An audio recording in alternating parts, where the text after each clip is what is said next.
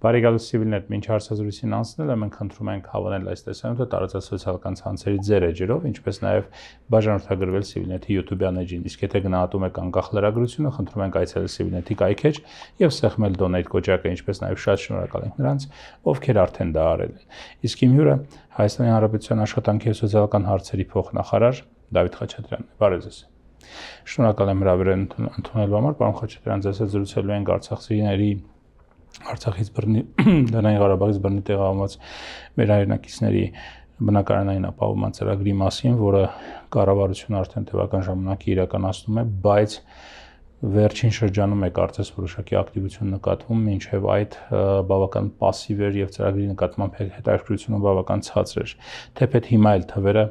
շատ մեծ ողջավորության մասին չեն խոսում, վերջին հրապարակված թվերը, որ պաշտոնական կան, նախարարության թվերն են սրանք, 1020 հավաստագիր է բաժանվել, տրամադրվել եւ իրացվել է 115-ը։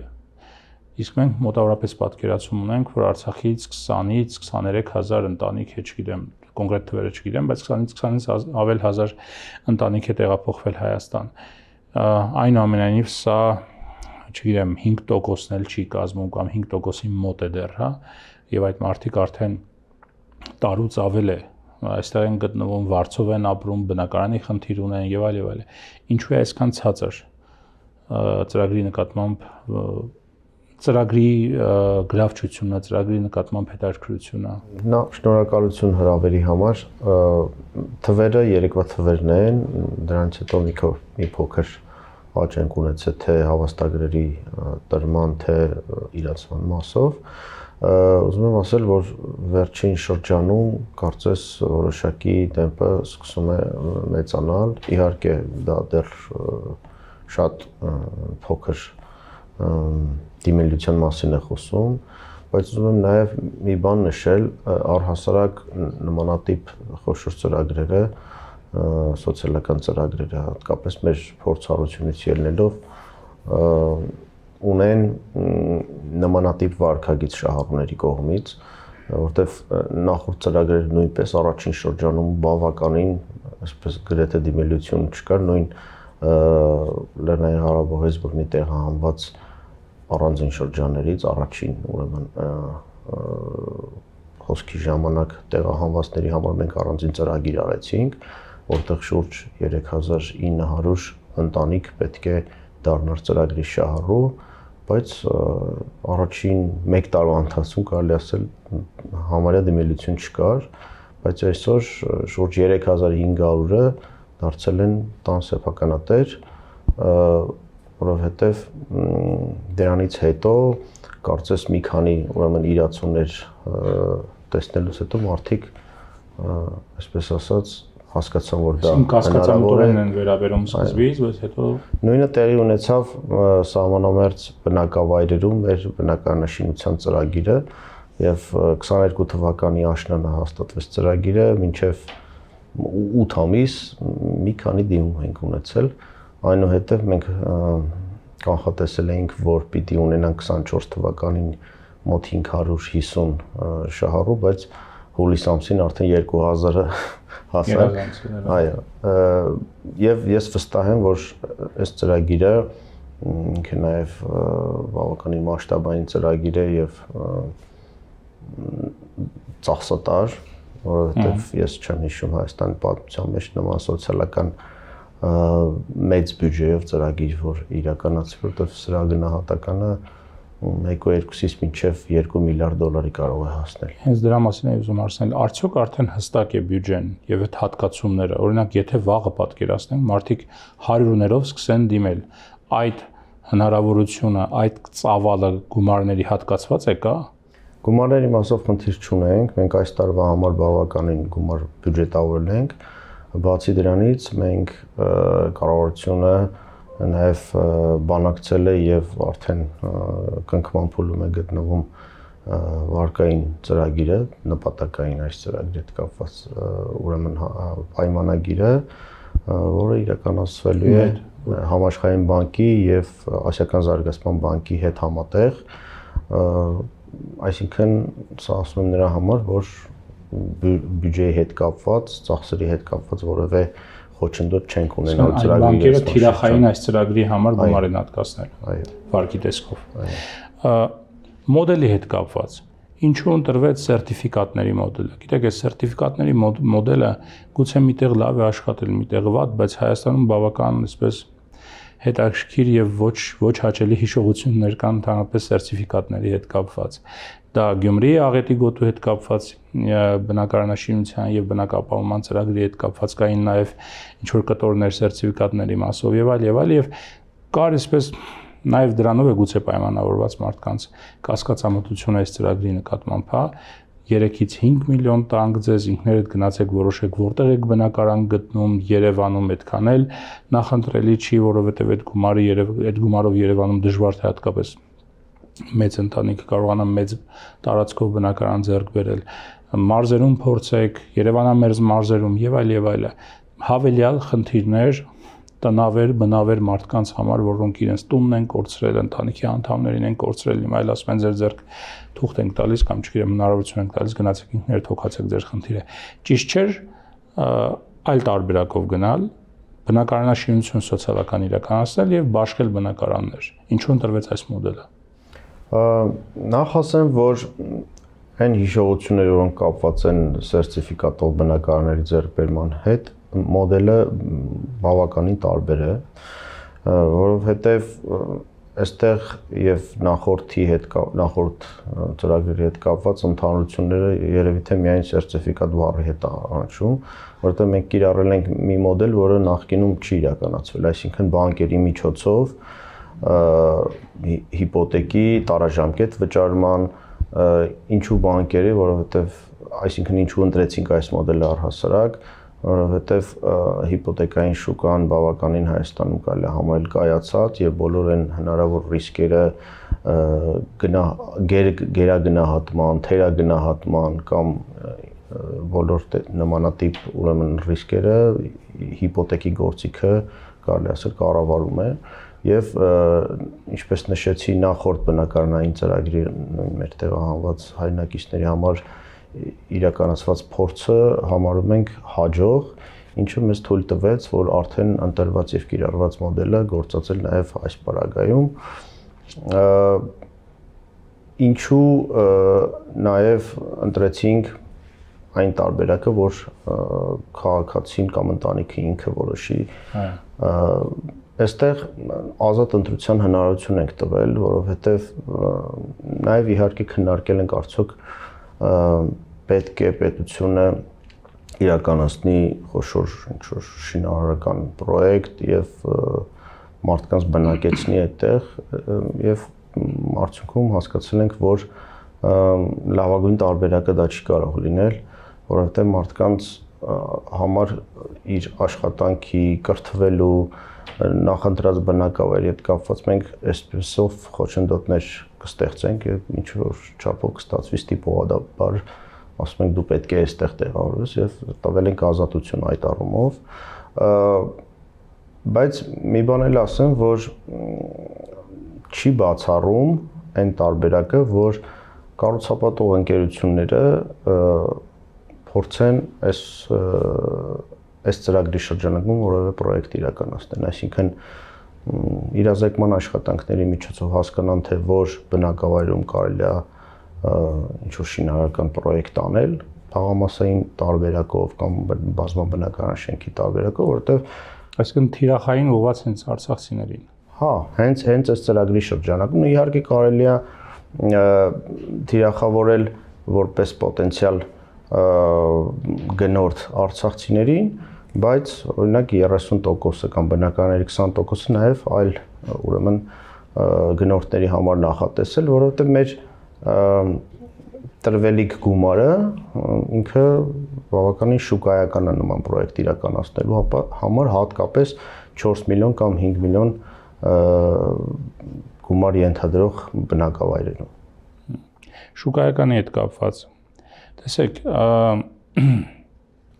արցախցիների մեծ մասը հայտնի է, որ վարկունակության խնդիր ունեն, սերտցուցակներում են հայտնվել ոչ լավորից, բլոկադայի պայմաններում գտնվելիս եւ այլը դրանից հետո պետությունը իհարկե փորձեց լուծել այդ խնդիրը, բայց բազմաթիվ մարդիկ կան, որոնց խնդիրները դեռ չի լուծված եւ չգիտեմ, կլուծվեն թե չեն լուծվի։ Ոստի այդ մարդիկ երբ որ վերցնում են, մենք խոսել ենք այդ մարդկանց հետ, հա, երբ որ վերցնում են, անգամ վերցրել են արդեն սերտիֆիկատները, իրացման խնդիր ունեն։ Իրենք ինքը գնում է եւ բավարարում է սերտիֆիկատը հաճախ, որպեսզի բնակարան ձեռք բերի տվյալ պարագայում, իրեն ասում են, գիտես, չեն կարող վարկը ձևակերպել, որովհետեւ եթե ձևակերպենք, դու ունես այ մնացած ինչ որ ժամկետ անց վարկ, որի հարցը դեռ չի լուծված։ Դու պետք է այդ վարկը մարես, որ հետո այս սերտիֆիկատով քեզ վարկ ձևակերպենք։ Հակառակ դեպքում ԴՀԿ-ն արգելանքա դնելու սրա վրա։ Այս հարցը ինչպես է լուծվելու։ Այդ հարցը կարելի է համարել լուծված օրերի հարց է, որովհետեւ այն կարգավորումը, որը թույլ է տալու վերջիններին ընտանիքներին օգտվել ծրագիրից, այդ կարգը արդեն ուրեմն մշակվել է կենտրոնական բանկի եւ ֆինանսների նախարարության համատեղ ուրեմն փաստաթղթով, որը այս պայն գտնվում է ստորագրման փուլում եւ օրերի ընթացքում այն կհրապարակվի, ինչը այն ենթադրում նոր կարգավորմամբ բոլոր այս եւ նմանատիպ ծրագրերի դեպքում, որը պետությունը ամբողջական ուրեմն ծախսածածկում է ապահովում, այս ծրագրերի դեպքում հաշվի չի առնվում անձի մյուս ուրեմն ժամկետանց պարտավորությունները, որովհետեւ տվյալ դեպքում պետության կողմից վճարվելիք գումարները դառնում է 0% ռիսկ, սա նշանակում է, որ իր մյուս պարտավորություններ ունենալը չի բերելու, ռիսկի տակ չի դնելու այս պարտավորության մարումը առհասարակ։ Ինչ են պայմանավորելու ունեցած վարկային խնդիրները։ Այո, մինչև կարծում եմ մինչև ամսվա վերջ արդեն կարգը կհրապարակվի նոր, ըստ այդմ բոլոր մեր նման իրավիճակում գտնվող պոտենցիալ շահառուները խոչընդոտ այլևս չեն ունենա, բայց մի բան էլ ասեմ, նրանք ովքեր այսօր ունեն նույնիսկ, դա չի խոչընդոտում ընդհանուր ընտանիքին իրացման համար, որովհետև եթե չափահաս անդամներից որևէ մեկը ընտանիքի անդամներից որևէ մեկը չունի նմանատիպ խնդիր, այսինքն իր անունով կարող է ձևակերպել վարկը։ Իր անունով է ձևակերպվում վարկը եւ այս փորձառությունը մենք նախորդ ծրագրից էլ ունեցանք։ Իհարկե սկզբից խնդիրներ եղան, հետո որ աշխատեցինք, նաև պարզաբանումներ տվեցինք, արդեն հիմնական մասը այդպես մի ընտանիքի որևէ անդամով այդ հարցը լուծեց։ Շատ լավ, եթե ընտանիքի 5 կամ 7 անդամից է բաղկացած մեծ ընտանիք է, կարելի է մտածել, որ 3-ից 5 միլիոն դրամի շրջանակներում մարդը կարող է բնակարանի հարց լուծել, եթե ոչ Երևանում կամ Երևանի ծայրամասում կամ Երևանամերձ բնակավայրում կամ մարզում։ Իսկ այն մարդիկ, որոնք միայնակ են, իրենք ինչ անեն։ 5 միլիոն է ստանալու, 3 միլիոն է ստանալու, դրանով ինչ հարց կարող է լուծել։ Նախ պետք է հասկանանք, թե այդ միայնակ մարդը ինչ սոցիալական խմբի է պատկանում, այսինքն եթե միայնակ թոշակառու է, դա այլ հարց է, եթե երիտասարդ անձ է, մի քիչ այլ հարց է, վերցնենք թոշակառուի տարբերակը, 1 կամ 2 հոգանոց թոշակառուները, նրանց համար ուրեմն եթե նրանք չունեն քաղաքում բնակվելու, աշխատելու հետ կապված կամ կրթվելու հետ կապված որևէ խոչընդոտ կամ կապվածություն, հանգիստ կարող են ուրեմն այդ գումարով ընտրել 5 միլիոն բնակավայրից որևէ մեկում, որևէ գյուղական բնակավայրում եւ այդ գումարը ես նաև պետք է ասեմ, որ բավարարելու է 1-2 հոգանոց ընտանիքի համար ձեռք բերել թեկուզ սեփական տուն գյուղում,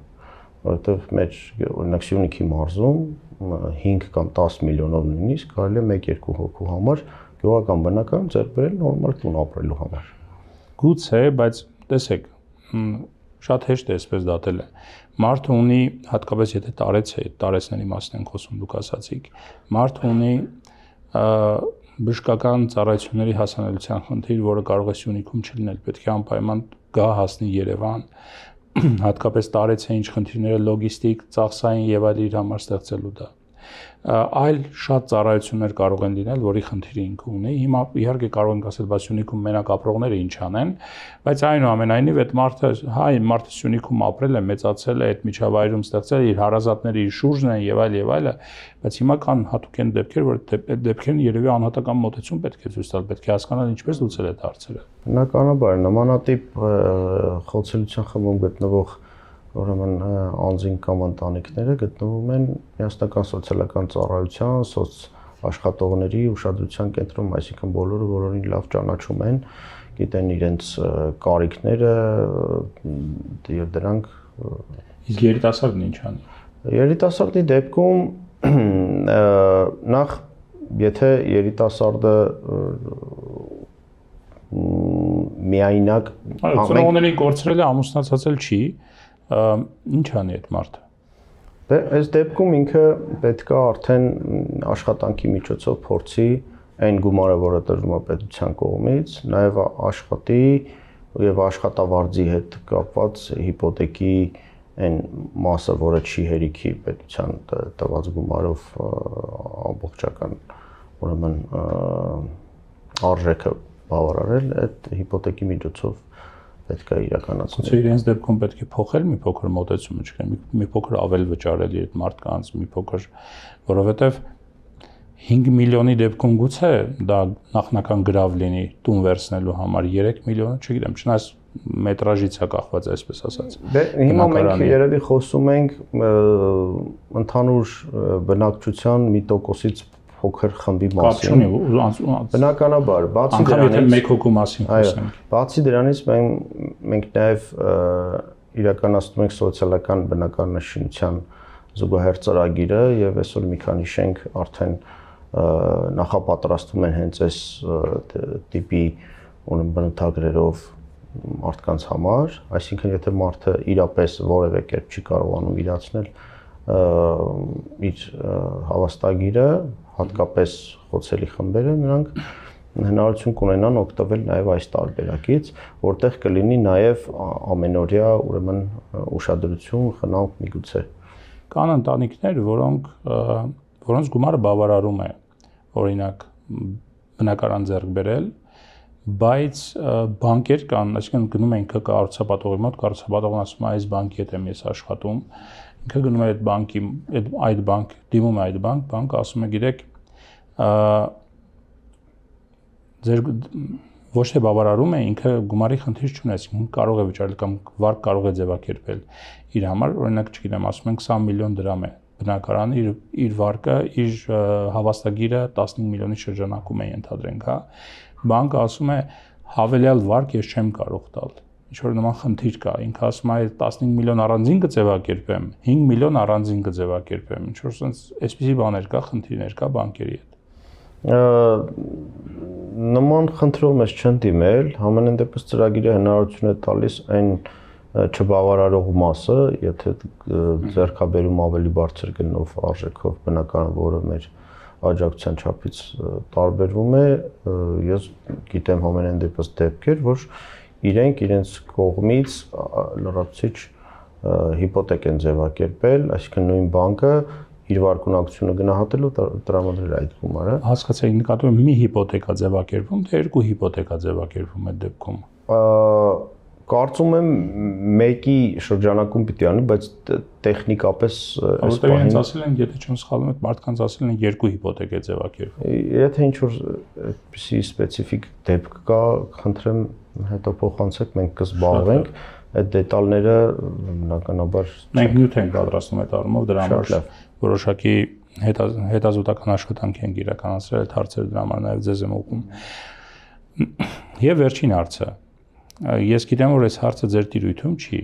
բայց ընդհանուր հարց է, որը նաև առնչվում է ձեր տիրույթին, բնակապահովման խնդրին։ Տեսեք, քանի դեռ արցախցիների, Լեռնային Ղարաբաղից բռնի տեղանված անձանց, ընտանիքների բնակապահովման խնդիրը չի լուծված ամբողջական, արդյոք արժե մտածել նրա մասին, որ նրանց զրկել սոցիալական աջակցության այդ հայտնի 40,000 + 10,000 ծրագրից, աջակցությունից։ Նախ մենք ծրագիրը մեր նախարարությունը որ առաջարկել է փոփոխել, 40+10, հա, բոլորին հայտնի ծրագիրը, ինքը ծրագիրը ավելի նոր ծրագիրը դարձրել է ավելի թիրախային, ավելի հասցեական, որովհետև 40+10 ուզում եմ հիշեցնել, որ դեռևս 2023 թվականի հոկտեմբերից էր ուժի մեջ մտել, երբ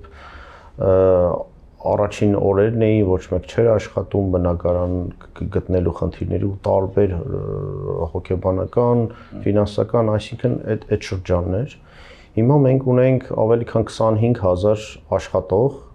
այսինքն մոտավորապես 0 եւ 25000 աշխատող անձինք, եւ նրանց թիվը Լեռնային Ղարաբաղից բռնի տեղամասի։ Եթե չեմ սխալվում, Լեռնային Ղարաբաղում շուրջ 50000 է եղել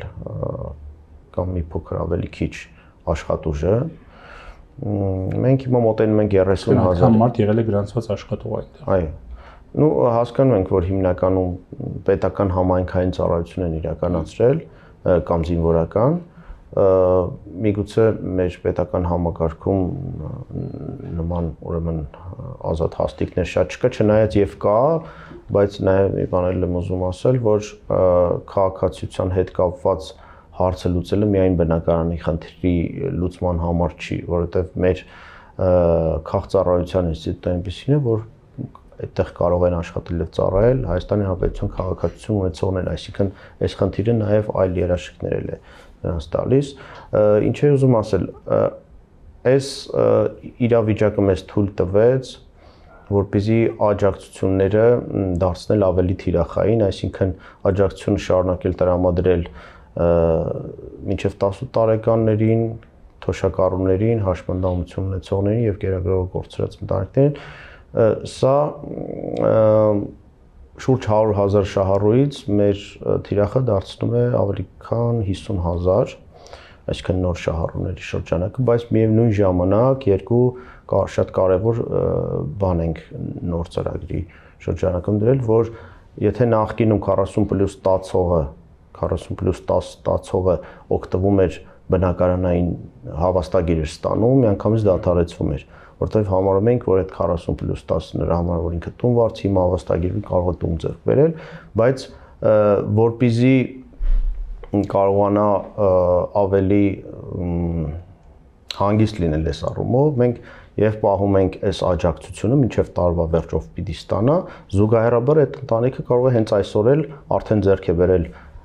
տունը ու ստանալու է, շարունակելու է ստանալ, բացի դրանից նաև այն ընտանիքները, ովքեր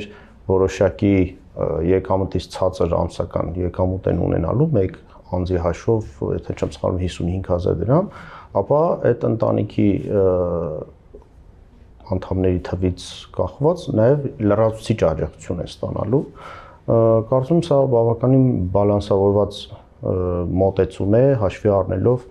թե զբաղվածության հարցերը, թե նաև բնակարանային զուգահեռ իրականացվող ծրագիրը։ Բնակարան ձեռք բերել ասելով ինչի նկատի ունեք իրավական տեսանկյունից։ Այն պահից, երբ որ ստացավ հավաստագիրը դա, կնքեց վարկային պայմանագիրը բանկի եւ կառուցապատողի հետ դա, թե այն պահից, երբ որ շահագործողը, այսինքն կառուցապատողը շահագործման հանձնեց շենքը եւ իրենք ստացան բնակարանը։ Դա իհարկե այդ հարցը էլ ակտուալ չի, որովհետև եթե նախկինում աջակցությունը տրվում էր ու կապված էր բնակարանային ծրագրի հետ, ուզում եմ ասել, որ աջակցությունը դադարում էր հավաստագիրը ուղղակի ստանալու պահից, այսինքն կարող էր ստանալ հավաստագիրը, բայց ամիսներով տուն մանգար չգտներ, բայց իր ամբողջ այդ ընթացքում ինքը չէր ստանա։ Հիմա անկախ նրանից հավաստագիրը ստացած կլինի, իրացրած կլինի, թե ընդհանրապես ստացած չի, այդ աջակցությունը ըստ ժամանակացույցի շարունակելու է վճարել։ Բայց երբ է դադարում դա։ Մինչև դեկտեմբեր վճարումները շարունակվելու են։ Շնորհակալ եմ։ Ես եմ շնորհակալ։ Իմ զրուցակիցը աշխատանքի եւ սոցիալական հարցերի փոխնախարար Դավիթ Խաչատրյանն էր։ Ստեսյուն կհանդիպենք։